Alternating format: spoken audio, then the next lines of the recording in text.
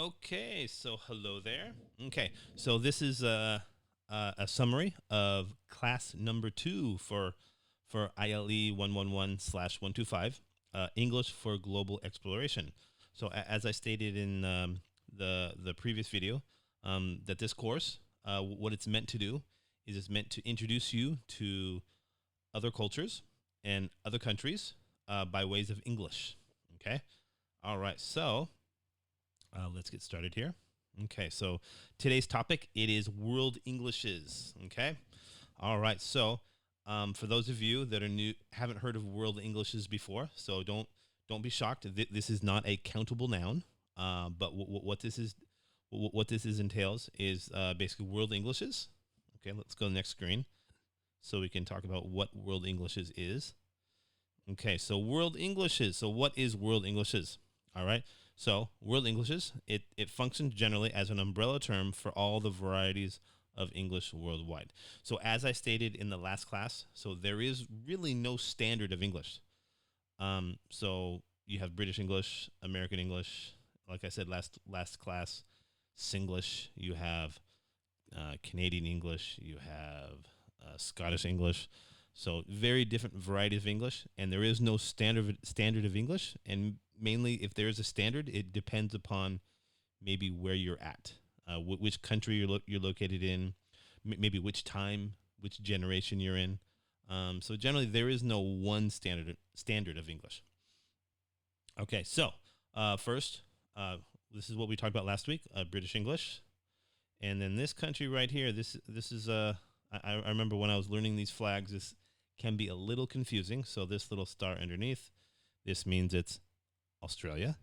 Okay, then you have America, which is what we talked about last week, and we have Canada or Canadian English, and then so these two flags are very similar, but pretty much there's no little star underneath here. So this is going to be New Zealand. Okay, so that's what we're going to talk about today, world Englishes, and we're going to focus on Canadian English, New Zealand English, and then Australian English. All right, and again, the biggest differences between these two, the major difference, it's vocabulary. There's also pronunciation, but yeah, I'm from North America, so I can say a few, Canadian English words in a little Canadian dialect, or Canadians will think that's the stereotype, but maybe that is a stereotype. But then for British English, and also for Australian English and New Zealand English, I can't really do pronunciation. The biggest one I can do, and I know some of my British friends don't like this. So, for example, for when Americans would say hello, so my stereotype for a British person is hello.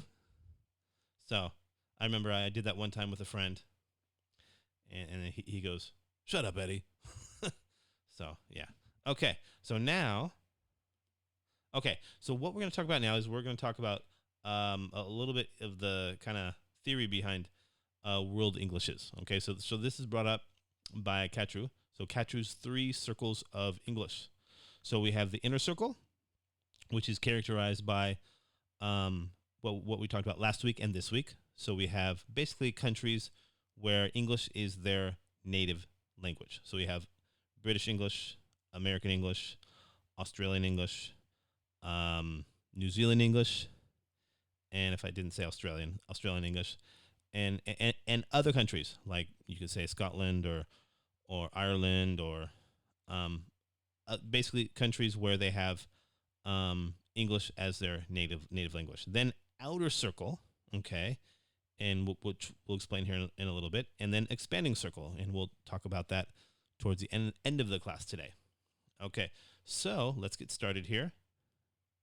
So inner circle countries. So we have the UK, we have New Zealand, Australia, America, Canada, and then New Zealand. Okay, so the 3 that we talked about, that we're going to talk about today, and the 2 that we talked about in the first class. Okay, so outer circle countries. So this country, it is India. Okay.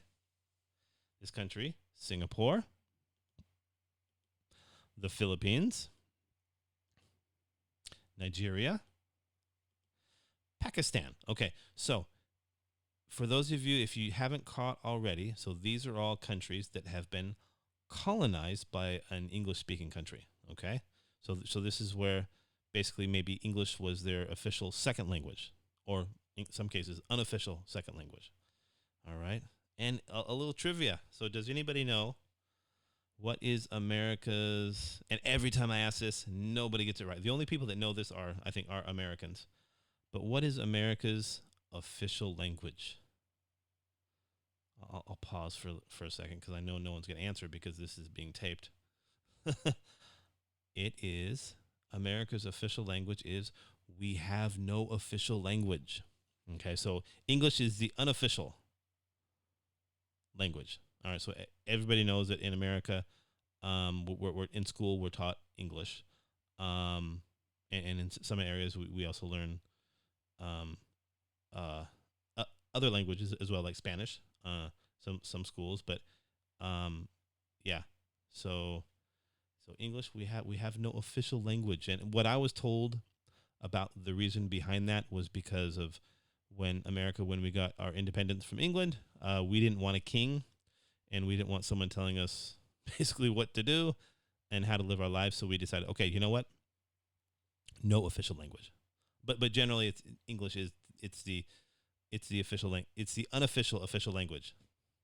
Okay, all right. So now let's keep going here. So expanding circles. Okay, so we have China, Russia, South Korea, Egypt, Japan. So these are all countries that were not colonized, but were a country where English is spoken to some degree. So I can't talk about. I can talk. The only country I can talk about is Japan. I live there, and there are some people who speak English. They're taught English throughout, starting in elementary school, going all the way through high school.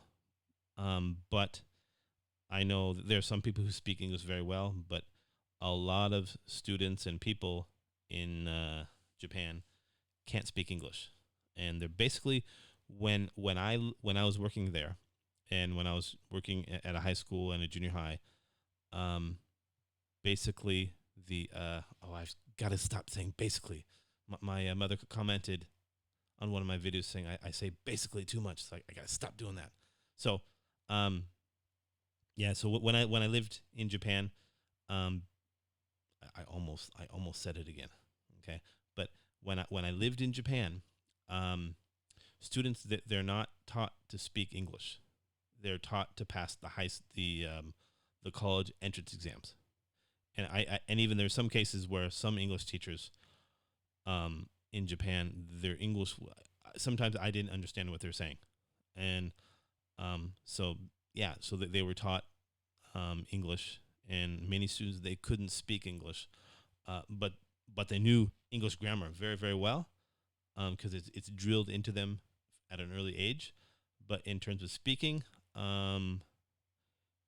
they couldn't speak English very well, and but for me it was okay because at the time I spoke Japanese, and I speak Japanese now, but it's going down because I left Japan about about 8 years ago, over 8 years ago, almost, yeah, about 8.5 years ago. So I'm forgetting a lot.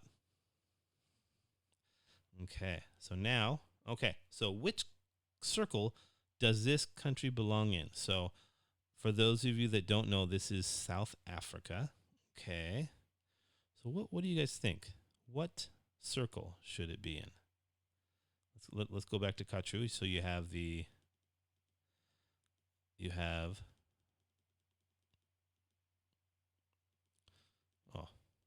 so you have the inner circle, which is the basically the native English speakers.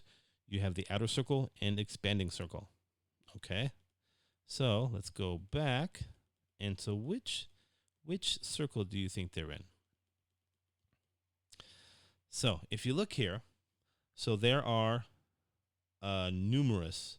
I want to say 11. Let's look here. So we have 1, 2, 3, 4, 5, 6, 7, 8, 9, 10, 11. So So a lot. Okay, and if you look here, the number one spoken language is Afrikaan, with about 6.9 million. Okay, so this was taken in 2011. So about, hopefully it's not too outdated. But then if you look here, about English is only 9.6%. So basically, oh my, did it again. I did it again. So English is only less than 10% are taught English as their first language. So there are a lot of, there looks like there are 1, 2, 3 other languages that that are spoken more. But it's a little surprising because you think of the people in that you see being interviewed that are from South Africa, their English is darn near perfect. But that is a misleading because English, it's not spoken prevalently, according to this data, as much as as we thought. Okay, so now we're going to get into lingua franca. So lingua franca, what this means is this is a language that is adopted as a common language between speakers whose native languages are different. Okay, so for example, I'm an American. I speak English, but then if I meet a Chinese person, and if we meet, and the Chinese person speaks Japanese, and I speak Japanese as well. So but if the Chinese person doesn't speak English and they speak only Chinese, and we meet for the first time, so the way we communicate is through English. So in that case, English is the lingua franca. So this is the language that we can communicate in. So English as a lingua franca. So it's English is the world's most prominent lingua franca. Of course, Chinese, that it's the number one first language that people learn, but then English, it's the number one second language that people learn. So 25. So basically, oh no, I said basically again. So English as a lingua franca, it's spoken in basically 25% of the world. So that's a big chunk. So today, what we're going to talk about, we're going to talk about New Zealand English, Australian English, Canadian English, and then New Zealand English. See these flags, they look very similar. The only difference is these stars here, they're a little different colored, and you have another big star underneath. So if I was New Zealand, I would want to maybe modify their flag to make them a little more distinctive. I don't know who came up with the flag first, New Zealand or Australia, but if I was from New Zealand, I would want to make it a little bit more distinctive. Okay, all right. So, and I'm sure people from New Zealand, they're thinking, why do I have to change my flag? But okay. Okay, so Australian English. Okay, so with a little luck, he could be the next actor to make a name for himself in Hollywood. So basically, we're just filling in the blanks here. Okay, so with a little luck, he could be the next Aussie. So Aussie, that's basically, oh no, I gotta stop saying basically. So Aussie is basically short for Australian. Okay, next is on. How about, I think maybe on Chrissy? Yes, on Chrissy, I like to gather with my family and exchange presents before enjoying a big meal. Whenever I see whenever I see let's see if I know. Oh, kaki. Kaki means cockroach. So whenever I see a kaki, I always scream and reach for the bug spray. All right, so if I see a kaki, I'm going to scream because I hate cockroaches. Next, for lunch, Tom's mother always fixes him a Sammy before he takes a nap. Sammy, short for sandwich, or not short for, but Americans, I would say a sandwich, but maybe Australian person would say Sammy. Wow, this candy shop is heaven for a chalky freak like me? Yes. So chalky means chocolate. After the meeting, are you going down to the park for a game of footy? Footy, yeah. So I remember a friend of mine.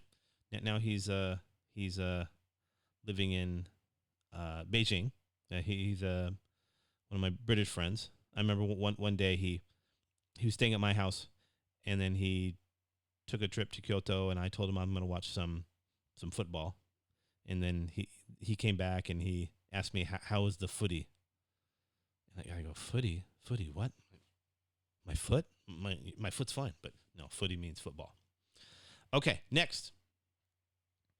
Karen's bedroom was so, I think, comfy that her friends joked about being treated like royalty. So comfy means comfortable.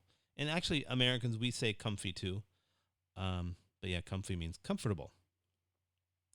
It was her birthday, so I had to buy the missus is it Prezi? Prezi before going home. So Prezi means present. Let's stop all this chit chat and focus on what matters most and get down to, is it bizzo? Yeah, get down to bizzo or business. His mother had asked him to clean up his bedroom, and he said he would do it is it Arvo?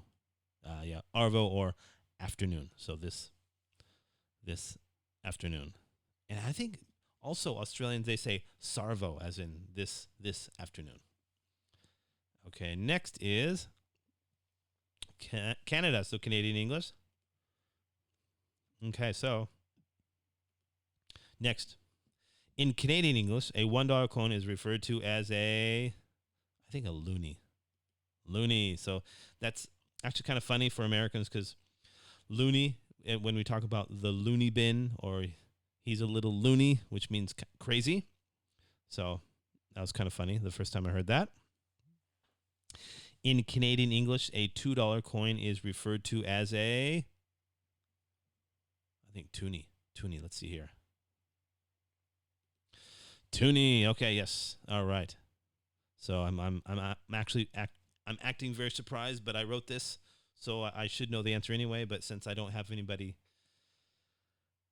to respond to, since this is being taped, so I'm acting a little surprised here. Next, stop trying so hard to impress the new boss. You are such a I actually forgot this one. Such a what? Is it maybe keener? Yes, keener. So, in American English, we might call this a brown noser or a suck up.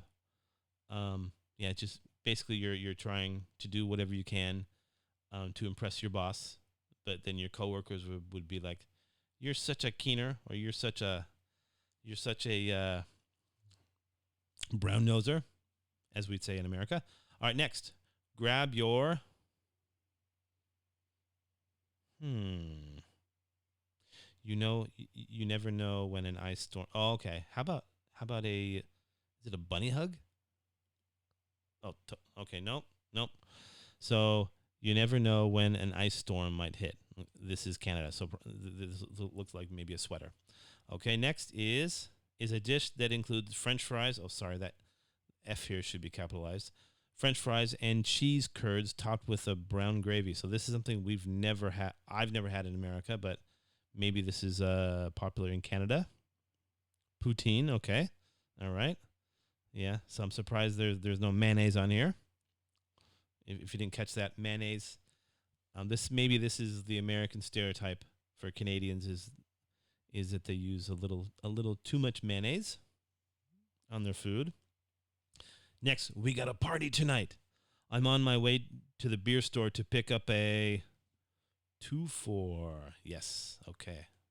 Next is a hooded sweatshirt with a big pocket in front. So American English, would we say a hoodie? Oh, so a bunny hug. Bunny hug. Okay. All right. I bought some shit kickers at the store. Kitty corner to the LCBO. I have no idea what LCBO is, but kitty corner means kind of diagonal from. And we sometimes we use this in America, but apparently they use it in Canada more. It's a pretty good day for a picnic at the new country park. Eh? So this is one way kind of we Americans, maybe we kind of poke fun a little bit of Canadians about using a, because they do use it a lot. And I remember I had a coworker, he's a great guy. He was saying a all the time. And the thing about a is it's very infectious. So after he said it, I started saying it so many times. But that's how we make fun of Canadians. We say, "Hey, it's hot today, eh?" So okay, next, make sure to put the durian out on the veranda, as it will stink up the room. So this means balcony. Okay, next, the last section we're gonna get into, it is New Zealand English. All right. So when walking along the beach, do not forget to bring some blank with you. Okay. How about jandals? Jandals? Yeah. So these are like sandals. Okay. So actually, it's been 2 weeks since I taught this class, so maybe I may forget some of the vocabulary words for this. Okay, so when they went to the shopping mall, they ended up buying heaps of things. Okay, so heaps of things. So actually, we use this as well in American English. Just heaps means a lot. Okay, now, how was the surf at Raglan yesterday? Oh boy, is it chur, bro? Oh, sweet as bro. Yeah, sorry, I forgot that one. Sweet as bro means it's hey, it was great. All right, next. So we spent the weekend, maybe tramping up in Nelson Lakes National Nation Park. So yeah, so tramping kind of means hiking. So no country with a Maccas has ever waged war against the United States. So this is kind of like a joke. But Maccas means McDonald's. And next we have, okay, here we go. Bro, I got you a beer. Sure, bro. So this means kind of maybe like thank you, right? Or all right. Okay, next. We got to take the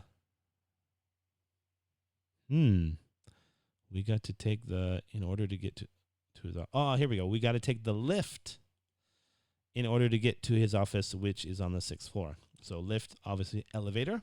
So this is what we learned in class 1 about when we learned British English.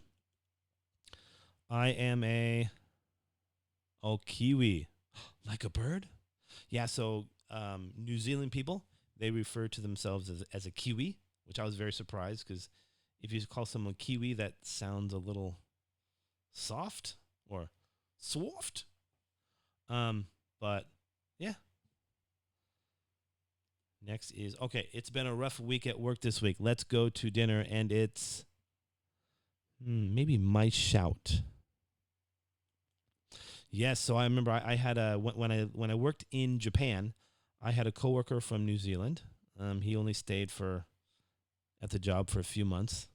Maybe living in Japan wasn't meant for him, but one day he asked me to go out for a drink after work, and he said, "Hey, yeah, it's my shout," and I'm like, "Oh, okay, great. So how much money should I bring?" And he goes, "It's my shout. It's on me." So my shout means it's on me, means I will pay. Okay, sorry about that. Now, it's raining really hard outside now, so you better put on some gum boots. So obviously those are boots, rain boots. All right, so I guess that's it for now. So this was just a short summary of class number 2. All right. And so, yeah, that's it. We're finished for today. I hope you enjoyed this short summary, and stay tuned. I'll probably upload class number 3 probably tomorrow. Okay. All right. Well, thank you.